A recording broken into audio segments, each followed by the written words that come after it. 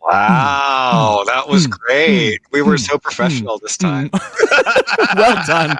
Well done. Thank you, thank you. For Great music today, choice. Yeah, it was. for today, I wanted to really ease into it the correct way, rather than our Not that I don't love our normal way, but since we're guests here today, I wanted to have a little. Everyone's gonna leave because we're like two together, I think, is the Yeah, problem they're that gonna be we're like, gonna run I think we're into. in the wrong place. Like, you're not a disaster. What are you? What's What's happening?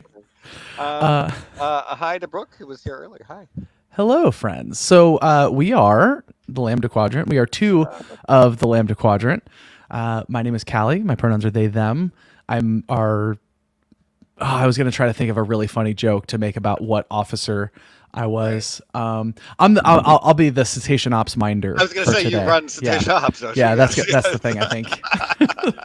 Yes, yes, yes. And I'm Randy. My pronouns are he and him. Um, let's give people a minute to trickle in because they were at the last one. I don't know what that looked like. But we can talk about something else in the interim. Maybe. Oh, Melissa is here. Melissa, we Oh, love Melissa. oh, it's so good to see you in the way that I'm seeing you right now Yeah. because that's the way that I can. Yeah, actually, while folks are trickling in, two important things, I think. So I am freshly back from Trek Long Island. Um, it's really, really cool to be doing Trek like a day after a con. I come back and we're like doing Trek things again. It's very Yeah. neat because cons are full of my people and it's my thing. And there were lots of friends there. It was a great event. Um, there was really cool panels, and it's obviously there are big conventions like Vegas, but there are smaller sort of regional conventions that Uh-huh. are really cool in their own kind of way.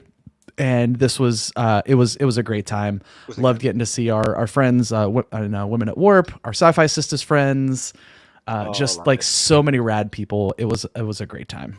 Love it, love it, love Um, it. Yeah, we'll have to plan to go. It sounds like it was great. I'm glad we could have a little preview and then add it to the list. And then another quick important thing, this is only tangentially related to the panel, but shout out to our friends in the Writers Guild of America on strike, doing their thing, Yes, fighting for a fair deal. that's Uh, true. we are union fans in this house. I am a proud member of the Vox Media Union, VOX, not FOX, to be very clear. Yes, yes, yes, yes, yes. But I work in media. I'm in a union, and I got to see some of the things that happened in our last round of contract negotiations, and I got to see how much better all of my colleagues are in the union, given like what they fought for us for, and everyone deserves that. And our writer friends are fighting for it now. Our SAG after friends are close behind, about to Hi, do I their might thing. be on Yep, strike soon too because I'm in yep, SAG. So I yep. figured, well, maybe I'll be out there. We get the we SAG has certain days and certain locations where they send SAG people to help Hmm. with the other protests. So I guess if they turn it on, then it'll be everyone everywhere too. But it's really interesting just to get those like go here on Tuesdays. So we Yeah, are coordinating already. yeah. The solidarity has been incredible to see. It's very, very cool. Yes, really, really good. And from the Star Trek community. Not that we had any doubt that there would be, but it has been Yeah. nice nonetheless. Yeah, the Star Trek themed picket day was great. Tawny had a sign that said, "The streamers are being like Ferengi, but like TNG Ferengi." It was very good. That's good. That's good.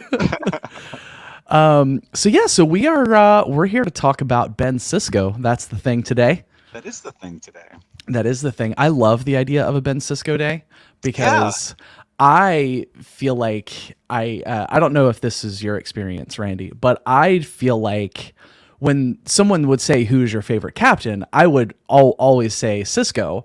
Mhm. And to be clear, I'm not just saying that for Captain Sisko Day. You can go back any stream that I've done, and that discussion comes up. I have been a Sisko stan since the beginning. But I feel like that used to be kind of an unpopular opinion, right? Because it was always Kirk versus Picard, Sure, and sure. then and of course my joke would always be like Kirk Picard, Sisko. The answer is Sisko. Right. So yeah, I think this is a great thing. I love it. It's just my people all the way. No, really, really good. Really, really good. Yeah. So we are going to talk about how to be good to people. and the lessons that we have learned from Benjamin Lafayette Sisko and how to be good people. And what's really cool is that I really think part of the reason that I like Sisko the most is because Mhm. he's the captain that in a lot of ways we know the best. Yes, you've talked about that before, and you're so right. Yeah, go on. But yeah, that's such a good point. Yeah. Yeah, I mean, we're introduced to him obviously as a first officer in the very, very beginning. Then we get to see him as a captain, a commander commanding a space station, then becoming a captain, Starfleet officer, war hero, spiritual leader, father, friend, mentor, like so many of the different things that a person can be in life. We get to see all of those sides of Sisko. And I think Right. he is the captain we probably get to see the most of the widest variety of those things from. Obviously, we get it from other places. Michael Burnham in particular. We Yeah. get to see More her being recently. like a very real, full, whole human being. And that's, I think, one of the reasons that I love her so much. Yes. Yes. And I think there are a lot of life lessons in the way that Sisko treats people under his command and as his friends. And Yeah. so that's what we're here to talk about. I love that. Yeah. Yeah, you're totally right. We do see a lot more, even just like interpersonal relationships and that stuff. Like that stuff happens obviously on the other ones, but just seeing it from him, and like we didn't get a lot of that from like Picard, even, for example, right? You got these little like moments, or like, he was off on a, somewhere where something was eating his brain, like that kind of thing, right? But never like him actually like sitting down with like and then I guess they kind of touched on that at the end with like, oh, I should have done this sooner. Yeah, no shit. Never miss a chance for name dropping Michael Burnham. I will never Never, miss that ever, chance. ever.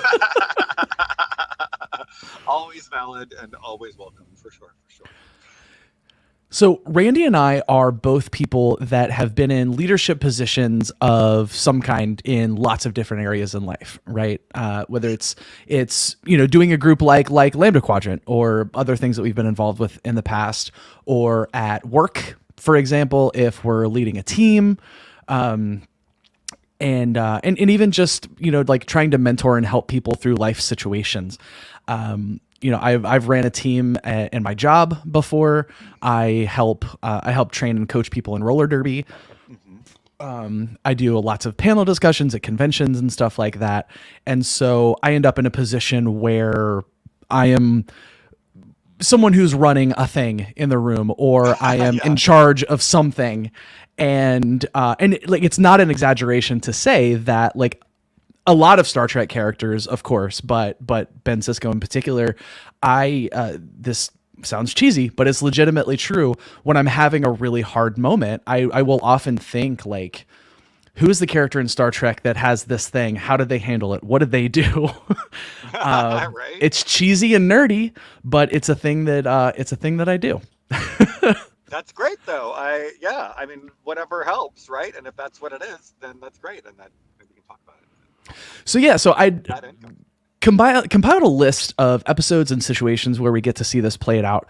I learned a very cool trick from our friends in Women at Warp at one of the panels that I sat in with them this weekend, is that whenever there is a list of things and we're going to talk about episodes, important to note, this is not an exhaustive list because we would be here Never 4 ends. days. The only exhaustive list is every episode, because someone inevitably will find something. So. Correct. That said, like, very interested in hearing examples in the chat. Obviously, it's an active thing, back and forth.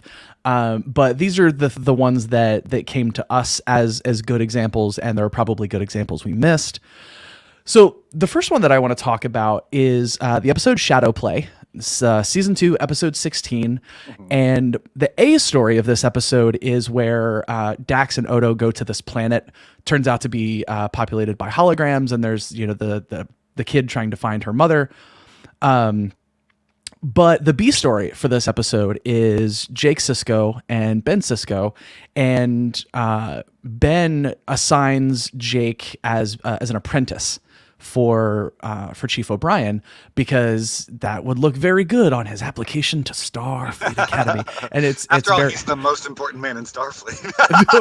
right. So, I As we mean, later find out, yes. yes, as we later find Very good acting moment. Avery does this Starfleet Academy. Like he's like framing the picture in his mind. It's very good. But you can see that like they signal pretty early on as Ben is talking to Jake and having this conversation. You can see that Jake looks a little uncomfortable, and it's like, oh, that's maybe not the path Jake wants to take in life. Yep. And the next scene is Jake getting a comm badge from his dad, and it's this very proud moment, right? Like getting the comm badge. It's like, oh, it's station personnel get these. Wink, wink. You're station personnel now. You're my boy, station personnel, right? But Jake confesses to Miles that he is not really comfortable with this. Like, why does everybody assume I'm going to Starfleet Academy? And Miles does the awesome. Right, of course. No, honestly, I'd probably be a journalist too in the Star Trek universe. Spoiler alert for me on that conversation. Cool. So I deeply identify with Jake in this episode. But so Miles does the super clutch parent friend thing and like supporting the kid, but supporting dad too, right? Because he's like, he tells the relatable story about him and the cello, and he's like, your dad's a pretty good guy. So like if you talk to him, he'll probably listen to you. Yep. And that's exactly what happens, right? Jake says like, I don't want to go to Starfleet Academy. And it's one of the best Sisko lines. He just says, find something you love and do it the best you can. And like, that's it. Yeah. And he does. Right. And he does. But like, imagine just, I mean, it's so, I mean, in all honesty, like that kind of thing is foreign to me. Growing up, that seems so strange to me. But just imagine the trajectory that would be different just from that like one conversation never happening, right? You feel guilty, you do it, and like you go all the way through the stuff. I mean, maybe he would be great. Who knows? Maybe he would switch. Who knows? But like, just that one little thing, and he did such the right thing too. As it would have been right regardless. But we see later on, it really was the right thing. It's so interesting.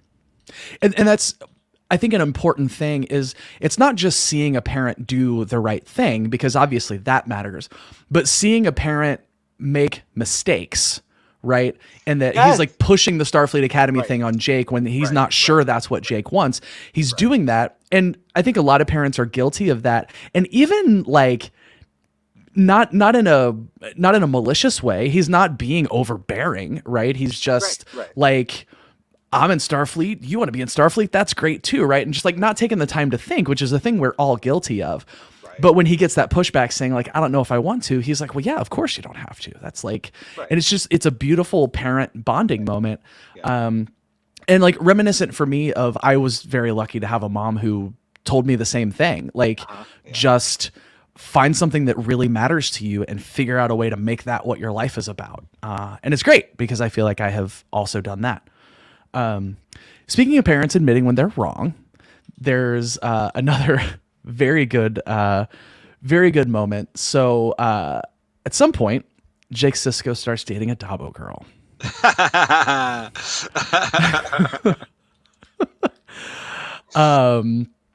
Her name is Marta. And so this is season 3, episode 6, The Abandoned. The A story is the Jem'Hadar baby. And the B story is the storyline where Jake is dating a Dabo girl, and Captain Sisko is very upset with this idea.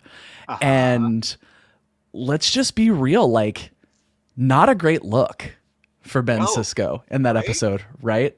Like looking down on someone so hard for their occupation. Right. In that day and age, much correct. Like this one, yeah. Correct. Yeah. And very prescient, because that's I think being a Dabo girl is it's adjacent to sex work, if not explicitly sex work. But it feels much the same way that people treat sex work today. If people perform in videos or dance or whatever they do. Regardless of what's actually happening, that definitely has that same feeling in the show. Right. Like you're somehow dirtied as a person for being in this particular profession. And Captain Sisko even says at one point, she's a Dabo girl. She's dating my daughter, or she's dating my son. I don't want to like her.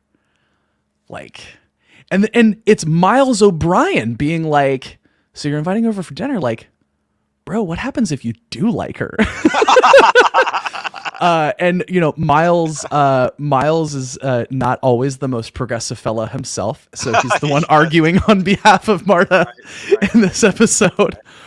But And I feel like maybe he comes from a place of like, I have someone that I love. I kind of get that, you know, like I would fight for her too. Like,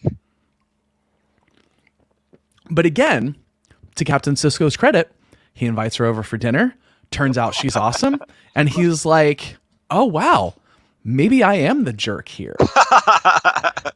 And I believe it's with Miles again, and Miles is like, "So you know what did you learn about her that made you okay?" And he's like, "I learned something about my son." You know, his son being the hustler, the Damjad hustler poet. Not an interaction Jake, I think, thought was gonna happen. That was just good stuff. So we love a parent, a person, and a leader who can admit when they're wrong. yeah. That's very, and like it's interesting seeing it with a kid, right? We do see that with some of the captains and you know the rest of the crew, but rarely is it's never with their own child, and rarely with like anyone that you know far down the chain, as it were. So it's really interesting to see like, oh, I can respect people of all ages and anyone at all. So yeah, it is really interesting. And last one with Jake that I think there are more on this list, but I want to move on to a slightly different one. Okay, yeah, you know what? This is fair. All right. Sisko having reservations about their age difference. I think somebody else, Gondor Lady Gwen, also said a similar thing about the age difference. Yeah, that super matters. That's definitely a thing. But I also think, I mean, he does explicitly say she's a Dabo girl and she's dating my son. Right? Yeah. That's true. So yeah, all very fair points. All fair points. So another great moment, season 3, episode 22, Explorers, and this is where they build the light ship. Because you know, Dad needs a project. And they're going out, and Jake lets him read a first draft of his book. Oh yes. And he takes the time to do it.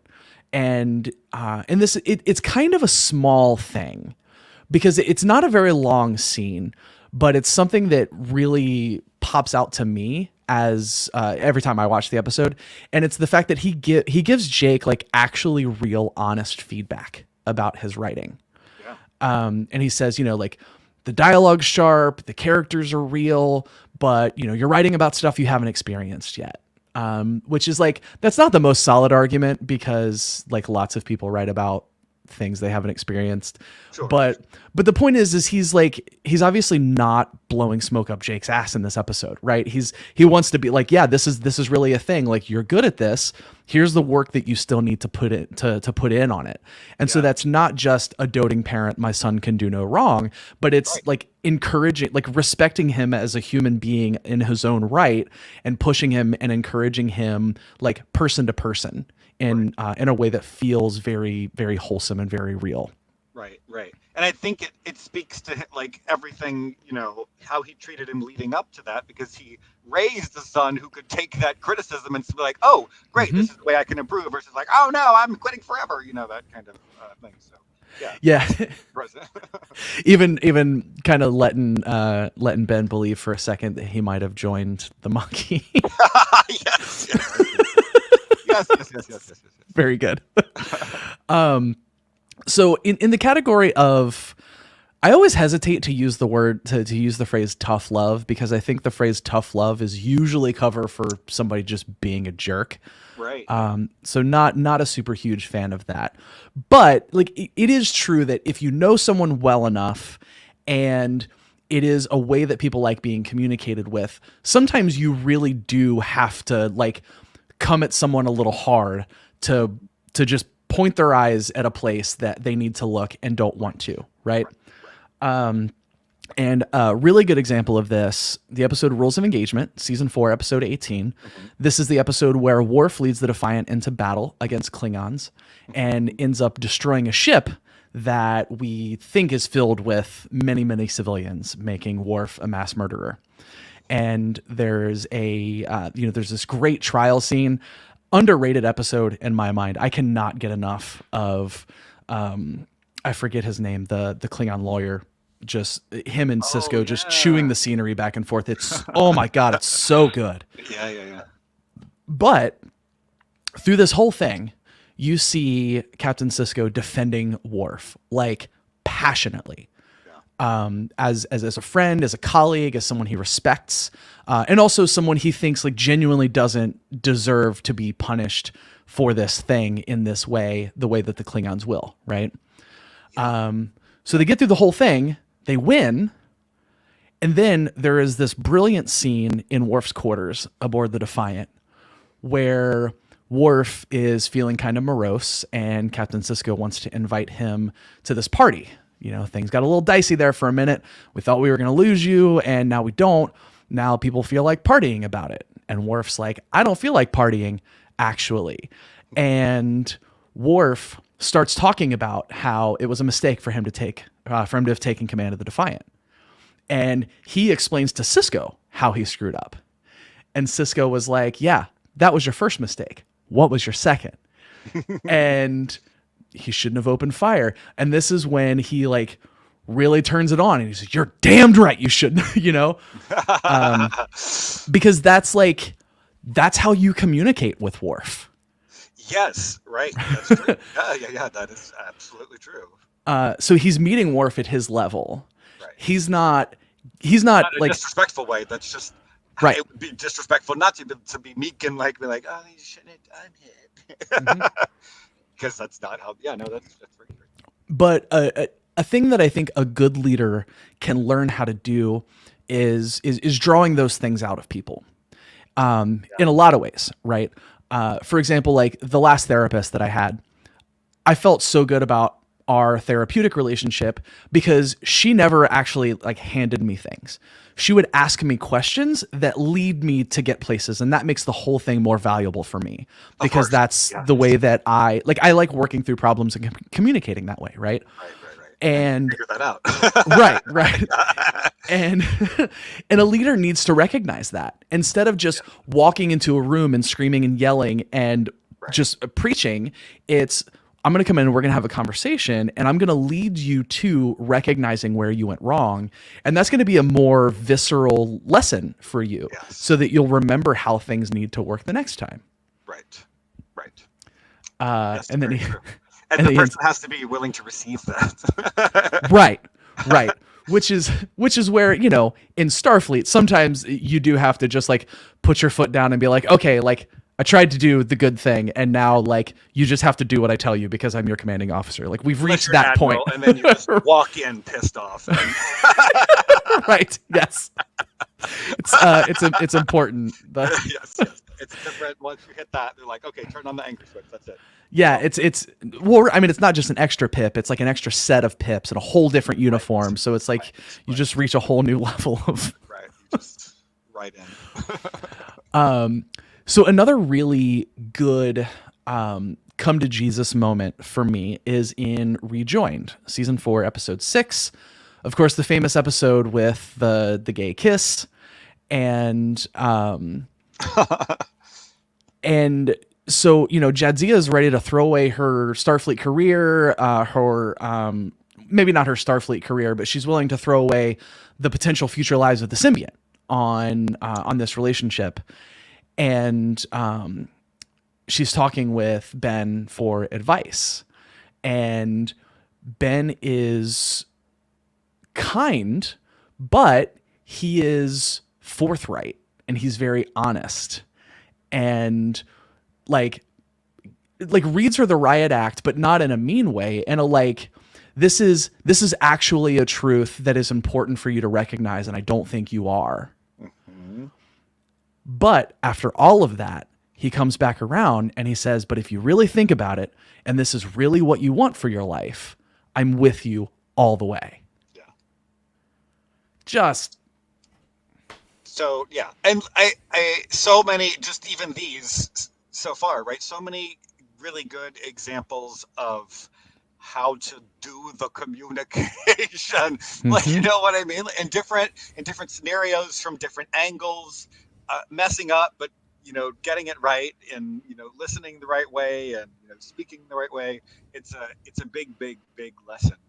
And all of the facets of it, and not just kind of that one kind of straight and narrow, to your point earlier, that we usually get, like all of these like branched, like, oh, and a lot of the, I think, I I would, I mean, maybe it's just me thinking off the top of my head, but I feel like other captains we see fail in predictable ways, and Sisko finds these small ways to fail, and but fixes it, like like you were saying, right? But I feel like these are a little bit different versus like someone always doing that thing that they always do, right? And I think that that speaks to your making him a whole human too, right? We don't mm-hmm. always do the one thing wrong and nothing else, right? We have these little, it's a little tiny one this way or a little bit bigger one that way, right? It's never always the one. So Sometimes we do a little war crime and get away with it as a treat.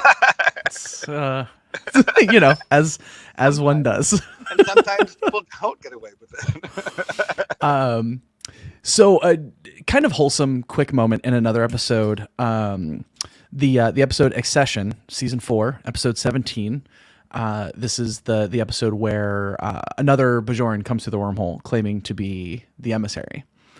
In the very beginning, Vedic Porta has this young Bajoran couple on in ops, and the Sisko gets to bless the marriage of this newly married young Bajoran couple, and he's in the office talking with Jadzia, and there's this moment like all right guys, we gotta go do a thing, and it's interesting to see at that point that Captain Sisko has not he's not seeming too viscerally uncomfortable with the emissary role at this point. Yeah. Right. He's like, okay, I've accepted this as this thing that I do. It's Right. a way that I can be helpful.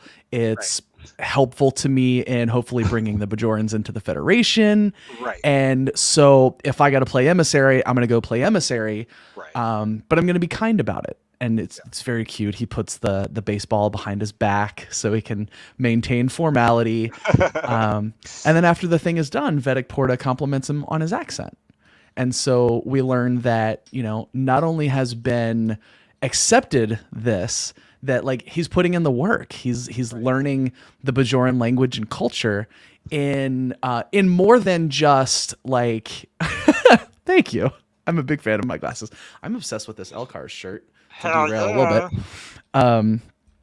But there is a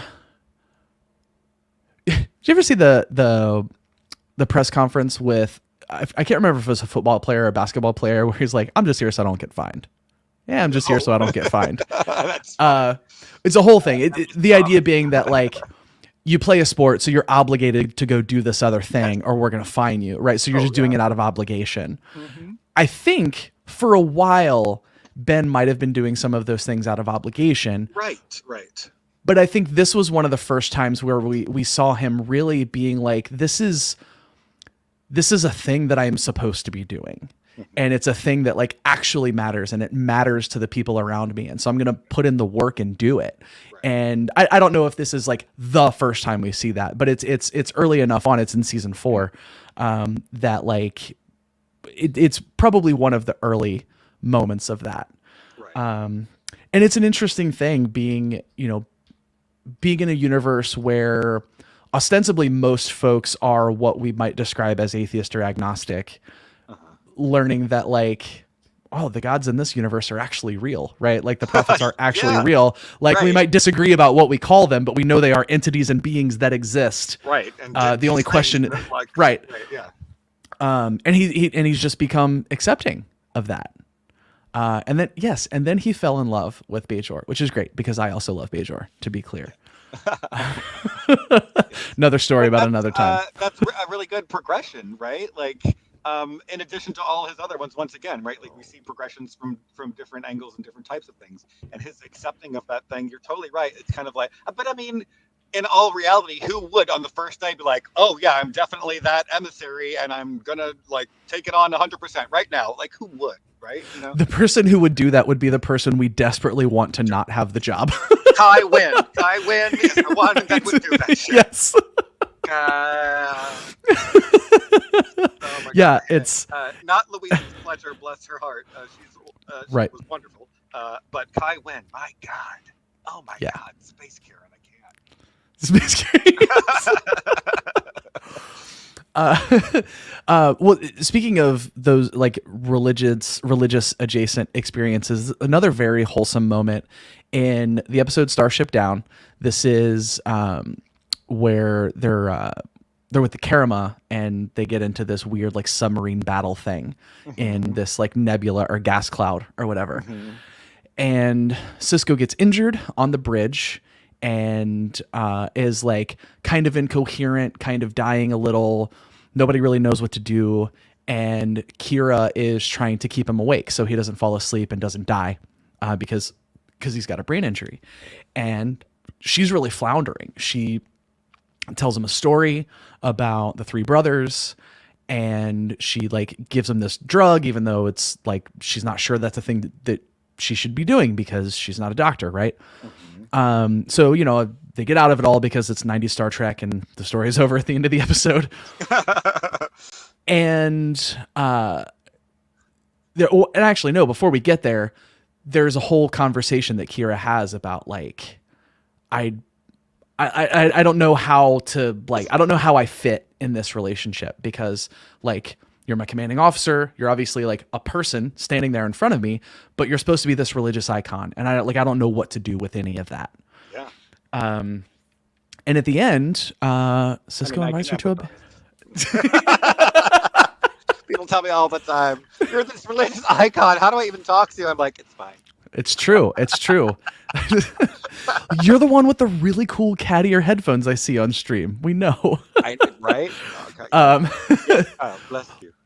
And so Sisko realizes this. And at the very end, he's like, "Hey, let's go to a baseball game, friend. Go get the hot dogs from Cork." And she's like, "Hot dogs? What is that?" And the like the last shot of the episode is Kira in this very cute like baseball hat with her Bajoran uniform on still, just like smiling like the Nana played that so well because legitimately what that reminded me of as like a 3-year-old who is just beaming with pride to be part of something for a minute, right? Like, oh, they finally invited me to the birthday party. I'm so excited. Like just that level of excitement. And I think, you know, Sisko wanted to do that because he also realized that like, yeah, you know what, that has made this relationship a little weird. So we need to confront that. Right. And that's, I mean, to bring it back to leadership and life things, honestly, like I think a lot of times we maybe don't create problems but magnify problems by not leaning into the uncomfortable stuff. And Sisko's reaction there is like, yeah, this is weird, let's get close about it. Because then you give it a name and talk about it, and then it's not a big mystery anymore, right? At least then you know.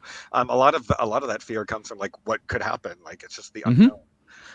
It's so funny. The story about him just makes me think of this anecdote you always hear, which is whenever Meryl Streep is on set, she realizes that part of her job is making everyone comfortable with the fact that she knows she's Meryl Streep. Like her job is to make everyone else comfortable being around her because she knows they're all going to be going crazy. So she's like super nice to everyone to be like, okay, it's fine. It's just, so very much aware, right? That like, oh, okay, yeah, this is a thing, and if we just ignore it, it's not going to help anyone. It's going to get worse and weird, whatever. Let's just talk about it. Be like, yeah, sure, I am a prophet. What's up?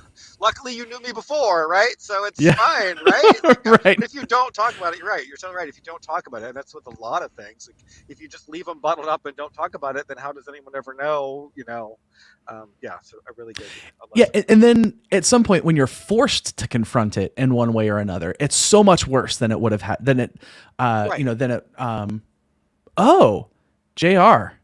Let's pull that up. Found out last year that Sisko gave her a Negro League baseball cap, what happens to be the league that played here in Pittsburgh. That is Oh, incredible. I did not know that. I know a lot of minutia about Star Trek and I didn't know that. That's amazing. Thank you, it is amazing. JR. Also, by the way, hello. JR is awesome. Yes. Big fan of JR as a person. So to jump forward a bunch, and this is not any one particular episode. It's across a few episodes in at the beginning of season 7 when Ezri is introduced and Sisko is mentoring her through this big life transition, and she actually says at one point essentially like, you're the only person who has not made this real weird for me. Yes. Yes. Yes. uh, and this is Shout out to why our lovely Nicole also. yes. For the time. And this is the thing, like a lot of trans folks that I know identify very deeply and heavily with Jadzia. I Yeah. respect that. I understand it.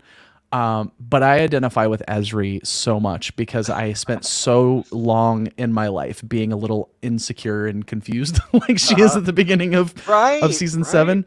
Right. And so Captain Sisko recognizes that and immediately, again, leans into it and is like, "Oh yeah, you want to come to this weird planet, look for this orb that probably doesn't Yeah. exist? Yeah. Let's Yeah. go. Let's Field trip. glad you caught me before. Clothes. Yeah, Yeah. glad you caught me before we left the restaurant. You know." Yeah. And there's a really cute scene in the episode after that, or the one after, where she's standing on her head in her quarters, Yeah. and Sisko comes in, and it's such great acting from Avery because you can see he's like a little bemused by what he's seeing, but like he also knows she's going through a hard time, and so he's not gonna like razz her too hard about it, Yeah. right? If memory serves, he literally is just like, so what are you doing there, friend? What's going on? Yeah. How's everything? And of course, Emily was a gymnast, and so Ezri is just like looking through her past lives for coping mechanisms. Right. And in that moment where he walks in and he sees something that like on its face is kind of absurd or might look kind of absurd, it could be very easy for him to like laugh or start making jokes. Right. But like he recognizes that she's a person going through a hard time and she's probably just like grasping desperately for anything to hold on to. Right. And he knows that, and he knows how to shepherd her through that moment. Yeah. And that's, I've had moments like that in my transition. I've had moments like that in quitting drinking. Right. I've found myself very overwhelmed by feelings that I didn't expect and didn't quite understand. And I was able to like make a phone call and be like, oh my God, I'm having big feelings. I need to vent for like 15 minutes uninterrupted. Can you help me? And my friend's like, yes, go. Right. And that's it. Right. And I think a lot of people can miss how valuable that sort of thing can be. Yes. And I think one of the panels in Trek Long Island, we were talking about like media where we might see like really good unqualified trans representation. And the answer is there are really not that many. I couldn't come up with any off overall. the top of my head. So. But one thing that I did do kind of a subtle shout out to the way that Captain Sisko takes care of Ezri as she's acclimating to her life on Deep Space Nine. It feels very similar to me to the support that I was lucky enough to have when I came out, and friends that were just ready to be present with me and in the moment with me and take care of me regardless of how weird it got or how hard it got. They were just there and they were just into it, whatever it was, regardless of how weird it was. Right. And that's like made the rest of my life better, unquestionably. Yeah. yeah. And it's funny. I'm thinking about like put myself in that situation, and I feel like an important part of that too would be doing nothing. Because sometimes when you like feel you like people are like, do you want to go out? Do you want to do this? Do you want to do that? No, I really need to do nothing. So being supportive of people not doing those things and letting them, just know that you're there if they do need something. I think people don't realize the value that that can be to people sometimes as well. Which is just the same thing, right? Just supporting, but via inaction versus via Hmm. action. But the same kind of, I feel like he would have picked up on the same sort of thing. But obviously, that would make a great TV show. So, Yeah. you want me to do nothing? Okay, we got an Right. hour. It'll be fine. It'll be fine. Yeah, and so that speaks to a thing that I think is good in leadership and life as well as in what we're kind of circling around is the concept of meeting people where they are instead Yes, of like expecting such a good people point. Yeah, to be all the way or significantly on their journey to get to where they are. It's you don't have to validate where someone is if they're in a bad place, right. but you can meet them there a little bit and try to help move Yes, them along if that's an obligation you feel like you want to take on, right? right. Yes. And so I think Sisko does a masterful job of this in a couple of situations. One that I am thinking about is in the way that he navigates his relationship with Quark. And there is a Yes. really, Yeah. Yeah. Yeah. yeah, Sorry, I hmm was saying yes. Yeah. yeah, no, Yeah. yes, Yeah. and me, give it to me. Yes. Uh, I got you. Got you. so season 4, Hippocratic Oath, the episode where the Jem'Hadar are on the planet trying to cure themselves of their Ketracel White addiction. Yes. The B plot here is that Worf is having a really hard time adjusting to life on the station, and he ends up getting in the way of Odo's investigation of this like smuggling ring. And at the very end, Worf comes in Sisko's office to tell on himself, and Sisko is doing this very interesting tinkering with this like clock like instrument that's very Oh yeah. Yeah. interesting. Yeah. Yeah. And Worf is doing what Worf does because we can talk about problems with Worf all day long. He is unfailingly Sure can. honest, That's and he has true. well, okay, I shouldn't say unfailingly honest. He is mostly a very honest person.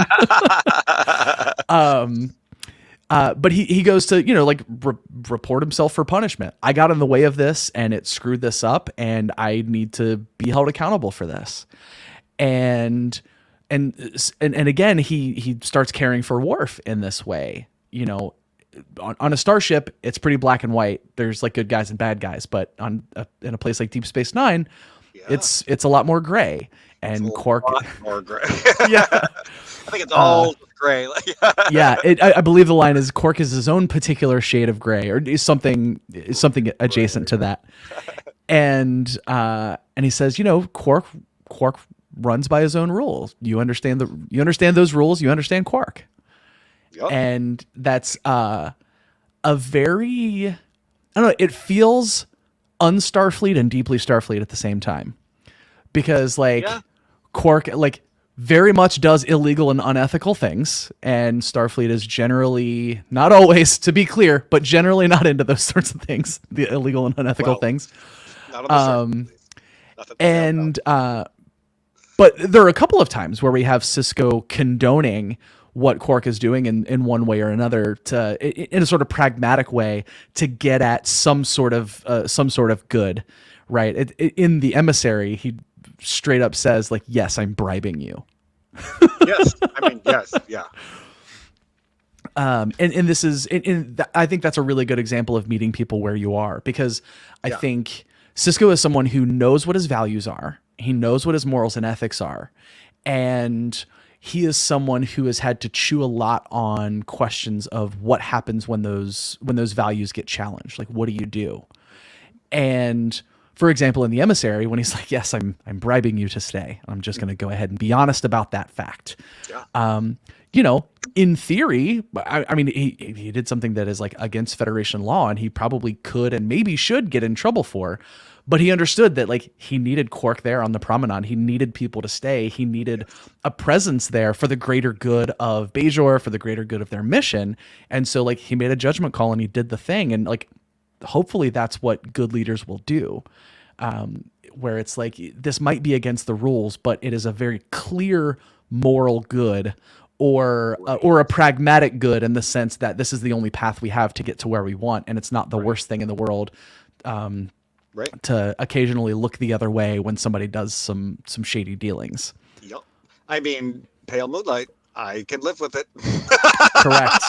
Correct. I can live with it. Yeah, no, and that's, you have like, if what's the quote? It's easy to be it's easy to be a saint in paradise. There it is. Easy to be a saint in paradise, right? So like it's easy to be the best leader in the world when there's nothing to lead, right? It's just like everyone's doing great, good job. Like no, like you don't. That's not how you win leadership points. Is by when everything's going right. Yeah, it's when you have to make the tough decisions, and there's no right or good answer sometimes, and you have to make the best that you can with what you have, and that's what he was doing. Yeah, well, and that's another one that I actually didn't have on my list, and I'm now like punching myself for not including it, because that's a very clear, that speech, because that speech comes from the episode The Maquis in season 2.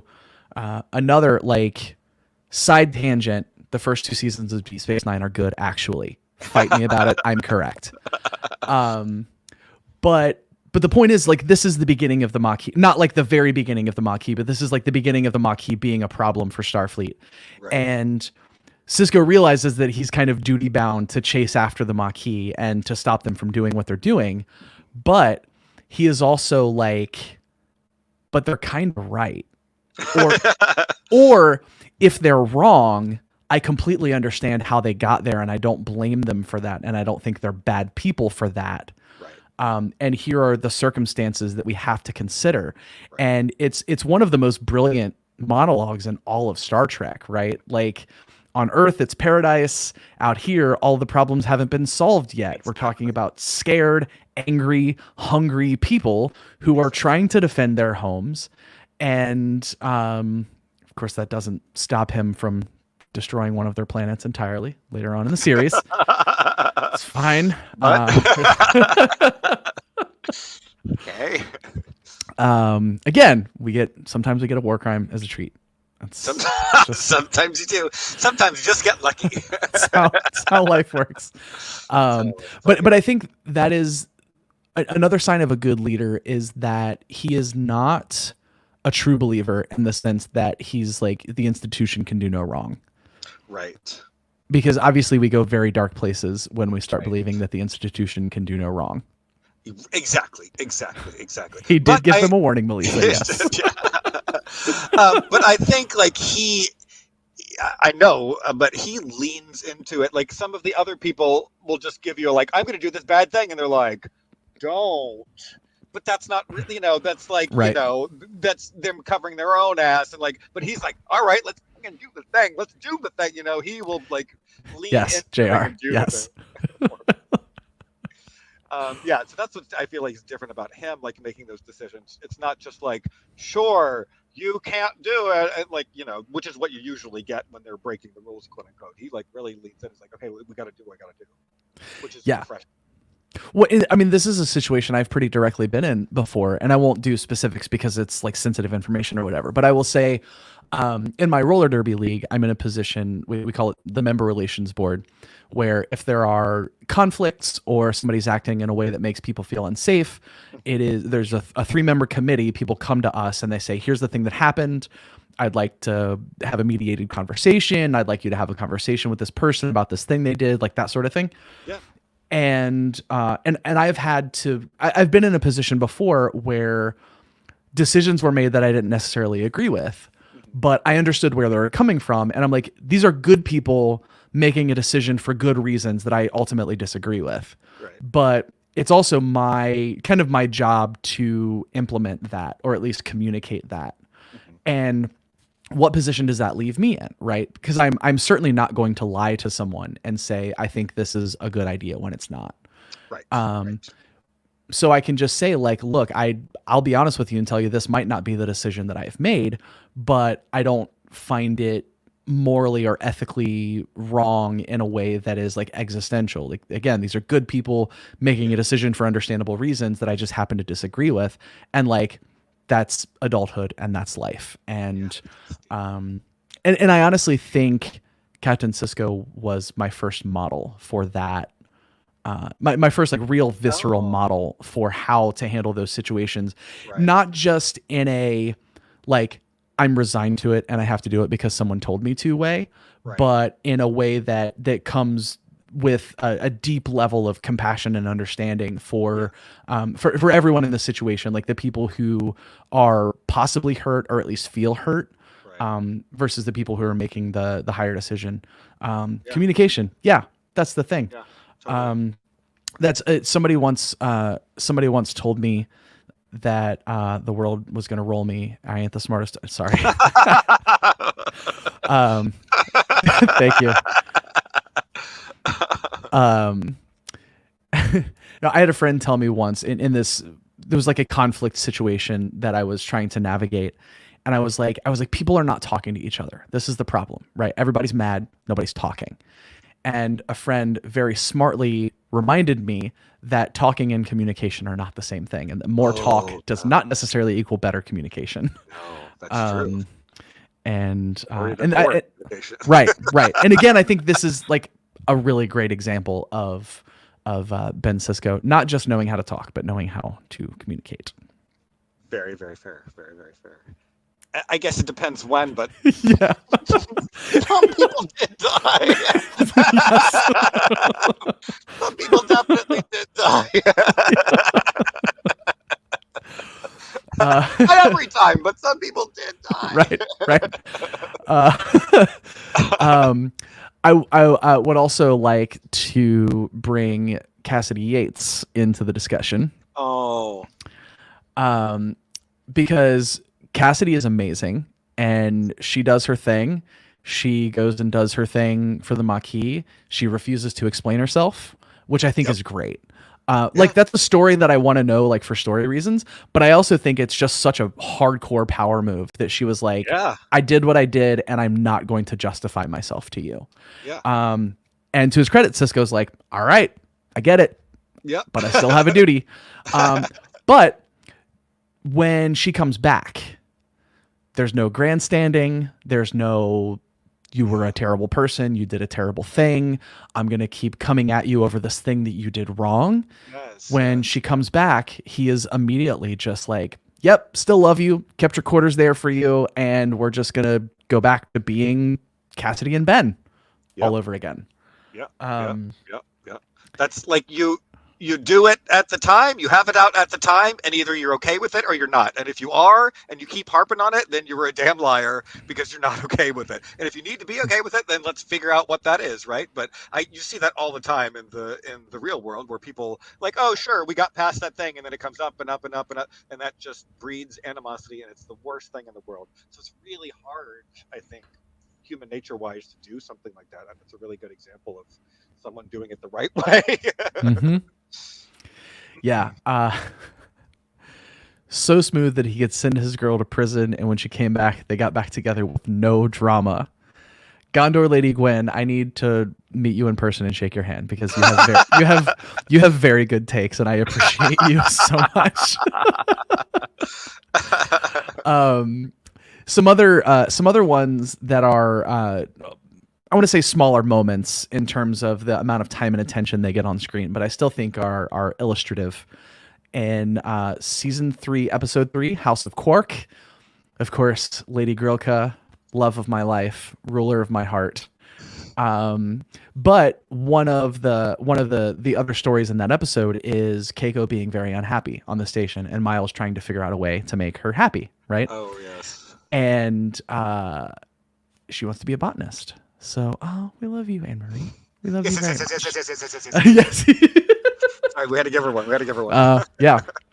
And so, uh, and so Miles goes to Commander at the time, Cisco, and is like, "Listen, my wife's unhappy, and I don't know what to do about that." And uh, this is obviously like it's close to Cisco because this is season 3, so it's not that long since he lost Jennifer, and he's like, yeah, like nothing's right when someone you love is hurting. There's nothing right. So like, yes, please take the abandoned cargo bay and make it into an arboretum for your wife if that's a thing that makes you happy. Yeah. Brilliant move, just like as a person in a position to do a good thing for another person. Right. Great, no notes. But also imagine what that does for Miles in terms of like, wow, like my commanding officer really truly gives a shit about me, like Right. actually truly cares about me Yeah. in a more than just superficial, Yeah. you know, we're going to be bros because Good we work job. together. Yeah. Right. Yeah.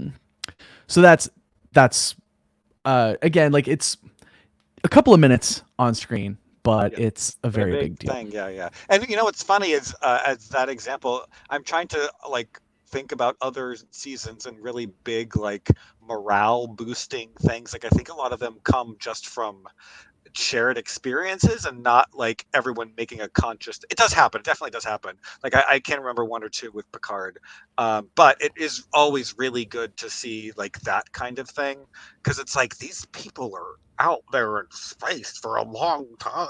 You know, like Mm-hmm. it's something that's easy to forget just like watching the show. You know, but like these people are really far away from everything. Like that's got a grate on you. So seeing that kind of leadership, you know, just to lift people up, knowing like, holy crap, this has to be tough for these people. They chose it obviously, but it's got to be tough. So Mm-hmm. seeing that kind of step up, and like no skin off of his back really either. Like it's abandoned, right? Like probably Mm-hmm. Miles has some extra time. He's got to go and like work on it, whatever. But like it does so much, and for poor Keiko too. Jesus Christ, poor Right. Keiko. We love Bless Keiko. her heart. Oh We my are gosh. Keiko fans in this And house. well done. Yes. Oh yes. Yes. Sometimes I feel like a victim of writers who didn't care about her as much as we all care about her. I feel like, I know, but that's and not a yet we knock on her. still love her.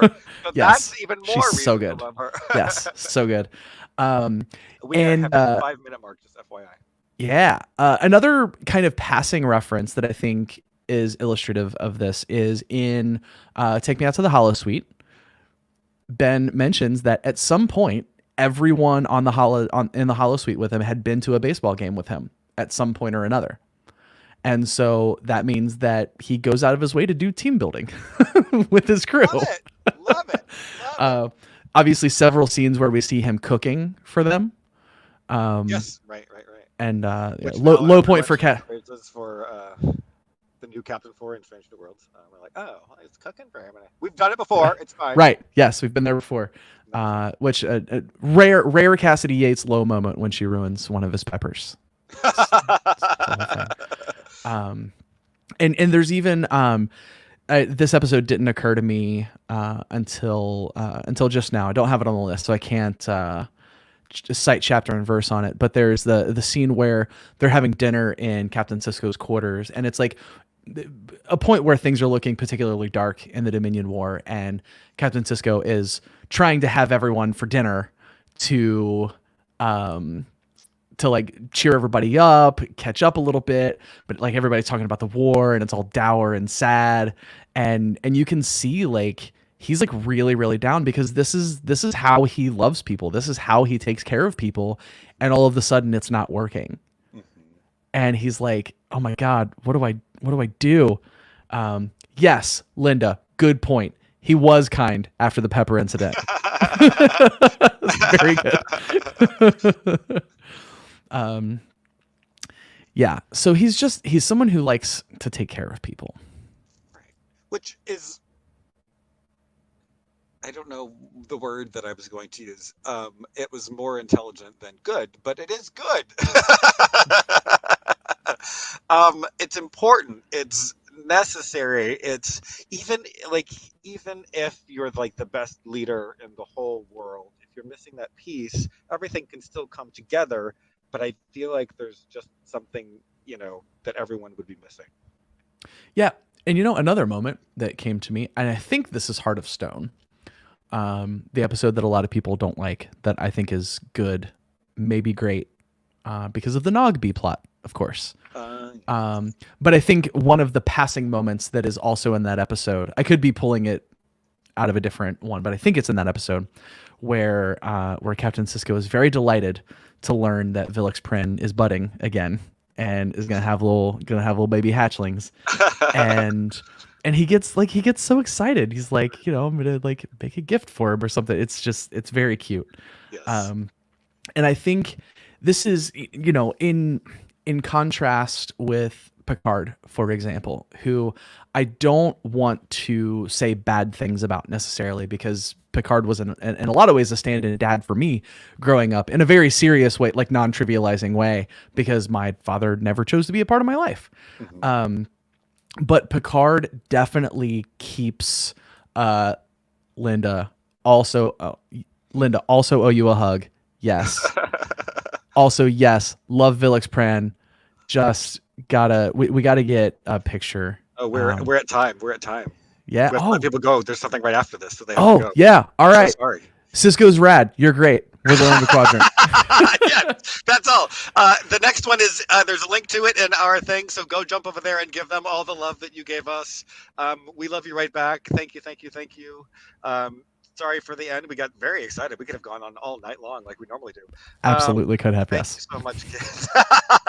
Thank you so much. Go see the next people. We'll hang out here until you make it over there, because we want to say that we sent you there. They deserve your love. Go, go, go. I don't know if we end it, if something weird will happen to the stream and I can't click the link, so that's why I just want to wait, because I don't know what happens. You know what I mean? Just keep circling. Just keep circling. Just keep circling.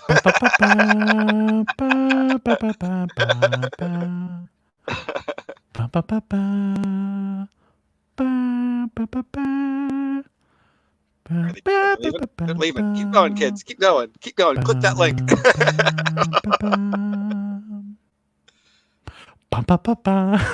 It has to appear on everyone, even if it's after it's done. Just keep circling. Just keep circling. I see 35 people still watching. I love all 35 of you, but please go to the other panel. We love. Maybe it's somebody went to the bathroom or something. I don't know.